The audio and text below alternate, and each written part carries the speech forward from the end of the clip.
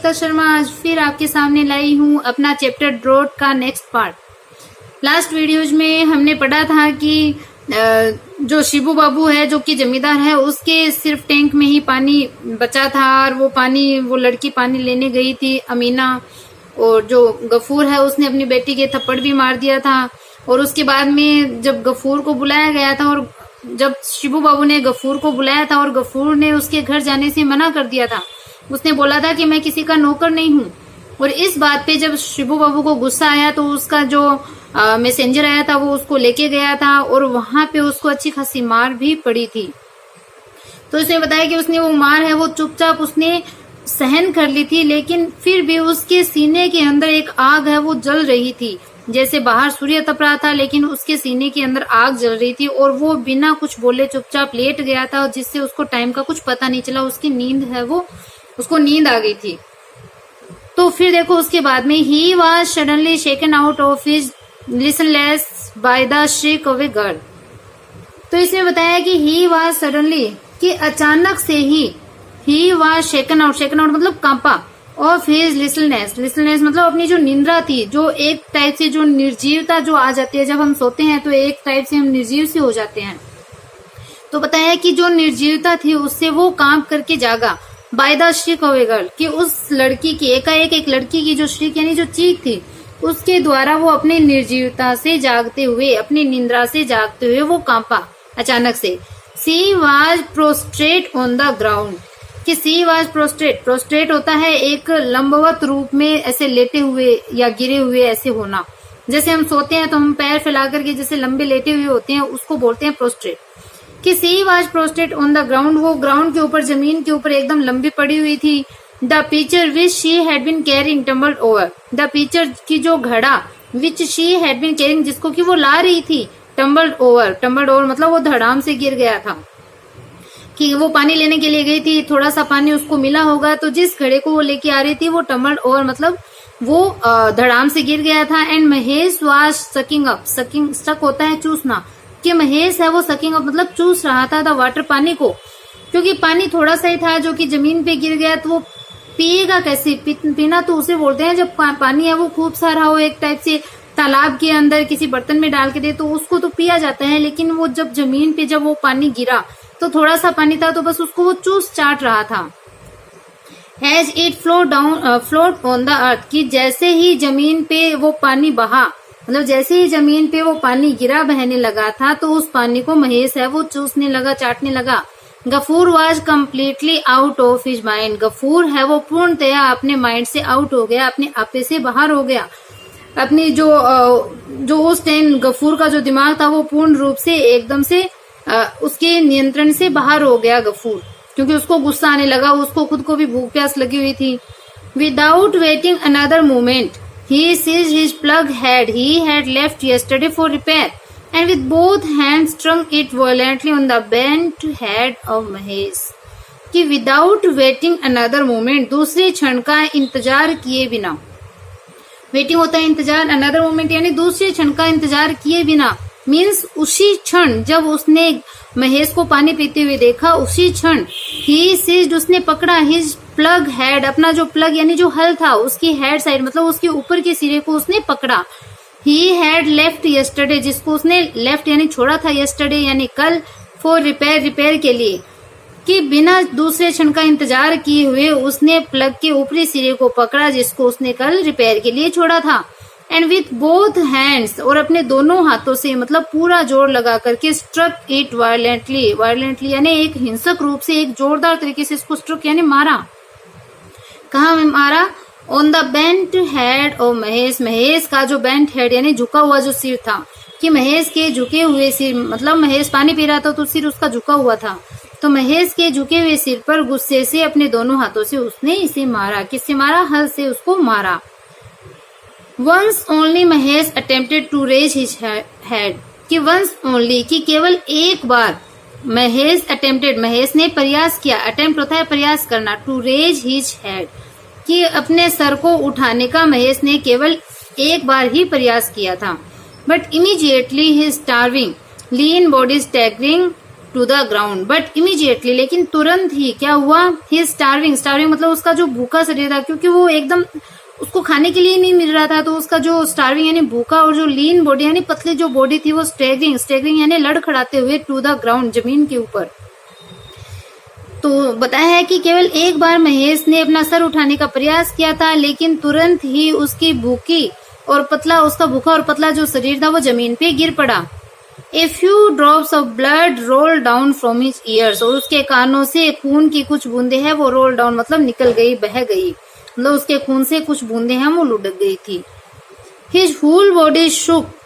once or twice and then stretching the fore and hind legs as far as they would reach. His whole body shook once or twice, उसका पूरा शरीर है वो केवल एक बार या फिर दो बार shook यानी हिला, उसका शरीर है एक या दो बार हिला था। एंड देन और फिर स्ट्रेचिंग यानी फैलाते हुए द फोर यहाँ आगे के लिए आया है, हाइंड यानी पीछे, तो लेग्स यानी पैरों को, तो अपने पैरों को आगे पीछे फैलाते हुए एज फार एज जहां तक दे वुड रीच, जहां तक वो पहुंच सकते थे, अपने पैरों को आगे पीछे वो फैलाते हुए महेश फेल डेड, महेश है वो मर करके गिर पड़ा, मतलब महेश है वो मर गया था और अपने पैरों को वो आगे पीछे करते हुए एक या दो बार हिला और वो लास्ट में मरकर गिर गया नीचे। What have you done, father? कि फादर आपने क्या किया? और महेश इज डेड, हमारा महेश है वो मर गया। Amina burst out weeping, Amina है वो बर्स्ट आउट यानी फूट कर, वीपिंग यानी रोना, तो अमीना है वो फूट कर रोने लगी। Gafur did not move nor answer her, Gafur है वो डिड नॉट मूव, न तो गफूर है वो मूव किया, वो न तो हिला, नोर आंसर हर और न ही उसको कोई जवाब दिया। ही रिमेन, वो रहा, रिमेन मतलब रहना, कैसे रहा, staring without blinking at a pair of motionless beady black eyes, कि ही रिमेन वो रहा, स्टेयरिंग घूरते हुए, विदाउट ब्लिंकिंग बिना ब्लिंकिंग यानी पलक झपकते हुए, मतलब एक टक वो निहारता रहा, टकटकी लगा के अपनी पलकों को झपकाए बिना, और किसकी तरफ, at a pair of, pair यानी जोड़ा, जोड़ा किसका, आंखों का, और मोशनलेस, मोशनलेस यानी बिना भाव के ही, बिना भाव वाला, स्थिर जो आंखें थी, बीडी यानी माला के समान, मनकों के समान, ब्लैक आइज यानी काली आंखें। तो बताया कि जो उसकी बेटी ने बोला ना कि फादर तुमने ये क्या किया, हमारा महेश है वो मर गया, तब क्या हुआ कि Gafur did not move nor answer her, Gafur ने तो हिला नहीं, उसको उत्तर दिया नहीं, कोई आंसर दिया,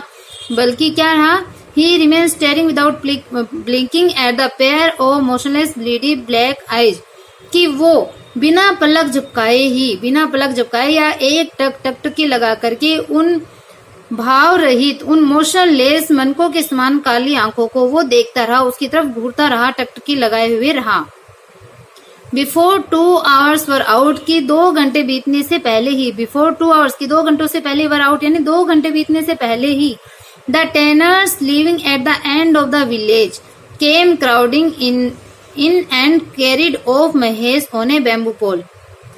तो इसमें बताया है कि द टेनर, जो टेनर थे, जो मतलब जो जानवरों की जो खाल निकालते हैं उनको बोलते हैं टेनर, कि जो टेनर्स थे वो living at the end of the village, कि गांव के एक सिरे पे, गांव के एक छोर पे, गांव के एक किनारे पे रहने वाले जो टेनर्स थे वो केम आए, क्राउडिंग यानी भीड़ के रूप में, कि इकट्ठे होकर के गांव के एक छोर पे रहने वाले टेनर्स है वो आए, and carried off Mahesh on a bamboo pole, और एक बैम्बू पोल पे, एक बांस के लट्ठे पे महेश को लेकर चले गए। Shuddering at the sight of the shining knives in their hands, Ghafoor closed his eyes but did not speak, कि शडरिंग यानी कांपते हुए, एट द साइट यानी दृश्य से, of the shining knives, shining यानी चमकते हुए, नाइव्स यानी जो चाकू थे, इन देयर हैंड्स उनके हाथों में, कि उनके हाथों में चमकते हुए चाकू के दृश्य से कांपते हुए गफूर ने अपनी आंखों को बंद कर लिया और एक शब्द भी नहीं बोला, मतलब शब्द उसने बिल्कुल भी नहीं बोला अपने मुंह से, बल्कि आंखें हैं वो बंद कर ली, क्योंकि गफूर अब मर गया था, जो महेश है वो मर गया था, और जो टेनर्स है वो आए थे, मतलब उसकी खाल को निकालने के लिए आए थे। तो उस दृश्य से ही क्या हुआ, क्योंकि महेश को वो अपना बेटा मानता था, उस दृश्य से ही वो कांप गया था, अपनी आंखों को बंद कर लिया था और एक शब्द भी वो नहीं बोला। The neighbours informed him that the landlord had sent for Tarak Ratan to ask for advice, कि द नेबर्स, जो नेबर्स थे, जो पड़ोसी थे, इन्फॉर्म हिम, उसको इन्फॉर्म किया, उसको सूचित किया, दैट की the landlord had sent for यानी बुलाना, कि लैंडलॉर्ड ने बुलाया है किसको, तारक रतन को, टू आस्क फॉर एडवाइस, कि एडवाइस के लिए, सलाह लेने के लिए तारक रतन को लैंडलॉर्ड ने बुलाया है, ऐसा नेबर्स ने उसको इन्फॉर्म किया, ऐसा नेबर्स ने उसको सूचित किया, उसको बताया। हाउ वुड गफूर पे for the penance which the killing of A sacred animal demanded, कि हाउ वुड गफूर पे फॉर द पेनेंस, पेनेंस यानी प्रायश्चित, कि प्रायश्चित को गफूर है वो कैसे पे करेगा, which the killing of A sacred animal demanded, जो कि एक पवित्र जानवर की हत्या करना डिमांड करता है, मतलब एक पवित्र जानवर को मारने का जो अपराध उसने किया उसका प्रायश्चित है वो गफूर कैसे पे करेगा। Ghafoor made no reply to these remarks, Ghafoor ने इन रिमार्क्स, इन जो टिप्पणियां थी उसके लिए कोई भी रिप्लाई उसने नहीं दिया, कोई उत्तर नहीं दिया। But remain squatting with his chin resting on his knees, but remain लेकिन रहा, कैसे रहा, स्क्वेटिंग यानी उकड़ू बैठा रहा, विद हिज चिन अपनी चिन को, अपनी ठुड्डी को, रेस्टिंग टिकाए हुए, ऑन हिज नीज अपने घुटनों पे, कि अपने घुटनों पे अपनी ठुड्डी को टिकाए हुए उकड़ू है वो बैठा रहा, उसने उस रिमार्क की, उस टिप्पणी का कोई रिप्लाई है वो नहीं दिया।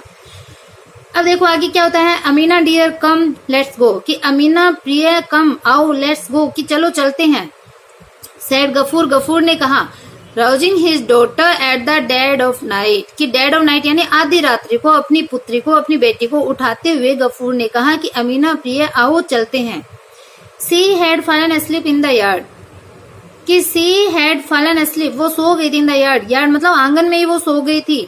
वेयर फादर कहाँ पिताजी, she asked rubbing her eyes, उसने अपनी आंखों को रबिंग यानी मलते हुए पूछा। जब उसके फादर ने बोला ना कि चलो चलते हैं, तब वो पूछ रही है कि कहाँ चलते हैं। To work at the jute mill at Phulbere, said the father, father ने क्या कहा, टू वर्क काम करने के लिए, एट द जूट मिल में, एट फुलबेरे, की फुलबेरे की जूट के जो कारखाना है, जूट मिल है, वहां पे काम करने के लिए फादर ने आंसर दिया। The girl looked at him incredulously, incredulously मतलब अविश्वास के साथ में, तो जो लड़की थी उसने लुक्ड यानी देखा, एट हिम उसकी तरफ यानी अपने फादर की तरफ, इनक्रेडुलसली यानी अविश्वास के साथ में उस लड़की ने अपने फादर की तरफ देखा। थ्रू ऑल हिज मिजरी, की अपनी पूरी मिजरी के टाइम, अपनी पूरी उस विपदा के टाइम में भी he had declined to go Phulbere, कि थ्रू ऑल हिज मिजरी अपनी पूरी मिजरी, अपनी पूरी उस विपदा के टाइम, उस विपत्ति के समय, अपने उस दुख के समय में भी ही हैड डिक्लाइन, वो डिक्लाइन मतलब मना करता रहा, इनकार करता रहा, टू गो टू फुलबेरे, कि फुलबेरे जाने से वो इनकार करता रहा था, उसको नकारता रहा था अपनी पूरी गरीबी के दौरान भी। क्यों निकारता था, क्यों मना करता था, कि no religion, no respect, no privacy for women folk there, कि वहाँ कोई धर्म नहीं था, कोई रेस्पेक्ट, कोई मान सम्मान नहीं था, और महिलाओं के लिए, वुमेन फोक यानी महिलाओं के लिए वहाँ पे कोई प्राइवेसी नहीं थी, कोई निजता नहीं थी, कोई गोपनीय जगह नहीं थी। She had often heard him से, कि she had often heard, often यानी प्राय, she had often heard him से, कि यह कहते हुए उससे मतलब अपने फादर से ऐसा कहते हुए प्राय सुना करती थी कि वहाँ कोई धर्म नहीं है, कोई रेस्पेक्ट नहीं है, और महिलाओं के लिए कोई प्राइवेसी नहीं है। तो ऐसा वो सुनती थी, और अब उसका फादर खुद ही बोल रहा है कि फुलबेरे चलते हैं जूट मिल में काम करने के लिए, तो उसको विश्वास नहीं हो रहा था, लेकिन गरीबी की स्थिति ने उनको ऐसा है वो बना दिया था, उनके पास कोई सेकेंड ऑप्शन है वो नहीं बचा था अब। तो गफूरा बोलता है, हरी अब जल्दी करो माई चाइल्ड, मेरी बच्ची, we have a long way to go, कि we have a long way, कि हमारे पास एक लंबा रास्ता है, टू गो जाने के लिए, कि हमें बहुत दूर जाना है, हमें एक लंबे रास्ते तक जाना है। सेड गफूर, गफूर ने कहा। अब उसके बाद में देखो क्या होता है। Amina was going to collect the drink bowl and her father's brass plate, कि उसके फादर की ब्रास प्लेट के बारे में पहले भी जिक्र आया था। वो अपनी ब्रास प्लेट के एवज में कुछ जो रुपए हैं वो महेश को छुड़ाने के लिए वो मांगता था, तो ये सारी चीजें हैं वो आई थी पहले ही। Amina was going to collect the drink bowl, कि अमीना है वाज गोइंग वो जा रही थी, टू कलेक्ट इकट्ठा करने के लिए, the drink bowl, drink bowl यानी पीने का जो पानी पीने का जो बाउल होता है, जो बर्तन होता है, कि पीने का बर्तन को कलेक्ट करने के लिए, और अपने फादर की जो ब्रास प्लेट थी, पीतल की जो प्लेट थी, उसको इकट्ठा करने के लिए, उसको कलेक्ट करने के लिए वो जा रही थी। तो गफूर ने क्या कहा कि लीव देम अलोन डार्लिंग, की प्रिय लीव देम अलोन, कि उनको अकेला ही छोड़ दो। They will pay for the penance for Mahesh, said Ghafoor, Ghafoor ने कहा कि दे विल पे वो पे करेंगे, भुगतान करेंगे, for the penance for Mahesh, कि महेश के लिए जो मेरा प्रायश्चित है उसको वो पे करेंगे, मतलब इन पैसों से इनको बेच करके या इनके एवज में जो मेरा जो पेनेंस है, मतलब जो जमींदार है जिसने उनको बुलाया था पेनेंस के लिए कि कितना पे उसको करना पड़ेगा, तो उसका भुगतान है वो क्या कर देगा, ये जो ब्रास प्लेट और जो ड्रिंक बाउल है, कि दे will pay for the penance for Mahesh, की महेश के लिए प्रायश्चित का वो पे करेगा, प्रायश्चित है वो भुगतान करेगा, प्रायश्चित की कीमत है वो चुका देगा। क्योंकि अब प्रॉपर्टी के नाम पे उसके पास में सिर्फ ये ड्रिंक बाउल बचा था, या फिर ब्रास प्लेट थी, या फिर वो हट थी जिसको अब वो छोड़ के जा रहे थे। सेड गफूर ने कहा, in the dead of night Gafur set out holding his daughter by the hand, कि in the dead of night, कि आधी रात्रि को गफूर सेट आउट, गफूर है वो सेट आउट होता है रवाना होना, गफूर है वो रवाना हुआ, holding his daughter by the hand, कि अपनी पुत्री को हाथों में पकड़ते हुए, मतलब अपनी पुत्री का हाथ पकड़े हुए, बाय द हैंड मतलब हाथों से अपनी पुत्री को पकड़ते हुए या उसका हाथ पकड़े हुए गफूर है वो आधी रात्रि को रवाना हुआ। He had nobody to call his own in the village. He had nobody, कि उसका कोई भी नहीं था, to call his own, जिसको अपना कह सके, in the village, गांव में, कि उस गांव में उसका अपना कोई नहीं था। He had nothing to say to anybody. He had nothing to say, कहने के लिए कुछ भी नहीं था उसके पास, to anybody, कि किसी को भी कहने के लिए कुछ नहीं था, मतलब उसका खुद का भी कोई नहीं था वहां पे, और न ही उसके पास कोई चीज है वो कहने के लिए थी किसी भी व्यक्ति को। बस उनको तो जूट मिल है वो जा रहे थे, वो तो किसी को भी बताए भी नहीं गए, मतलब किसी को भी नहीं बताया, क्योंकि उसका कोई अपना कोई था नहीं कहने के लिए, उसके पास में कोई शब्द नहीं थे। तो आगे देखो, क्रॉसिंग द यार्ड, कि उस यार्ड को, उस आंगन को पार करते हुए, when he reached the acacia, acacia के बारे में पहले भी आया था, वहां पे जो बुल है वो बंधा करता था। तो क्रॉसिंग द यार्ड, उस यार्ड को, आंगन को पार करते हुए, when he reached the acacia, जब वो अकेशिया के पास पहुंचा, उस बबुल पेड़ के पास में जब वो पहुंचा, ही स्टॉप्ड स्टॉक स्टिल, तो ही स्टॉप्ड वो रुका, स्टॉक स्टिल यानी जड़वत होते हुए, तो एकदम स्टॉक स्टिल यानी जड़वत होते हुए वो रुका, and burst out crying loudly, और जोर से वो रोने लगा, अल्लाह की अल्लाह हे भगवान, अपने अल्लाह को याद करते हुए। ही सैड, उसने कहा, raising his face toward the black star spangled sky, कि ही सैड, उसने कहा, अल्लाह, रेजिंग हिज फेस, अपने फेस को, रेजिंग यानी उठाते हुए, towards the black star spangled sky, कि स्टार स्पैंकल मतलब तारों से भरे हुए उस काले आसमान की तरफ अपने फेस को उठाते हुए उसने कहा, Allah, punish me as much as you like, कि मुझे पनिश करना, मुझे सजा देना, as much as you like, तुम जितना चाहते हो उतनी मेरे को सजा देना। वो अल्लाह को बोल रहा है कि आप जितना भी चाहो आप मुझे सजा देना, अपने फेस को ऊपर उठा करके। Mahesh died with thrust on his lips, कि महेश है वो अपने लिप्स पे, अपने होठों पे प्यास के साथ ही मर गया, मतलब वो अपनी गलती मान रहा है कि महेश को मैंने मार दिया तो इसकी सजा आप जैसे चाहे मुझे देना।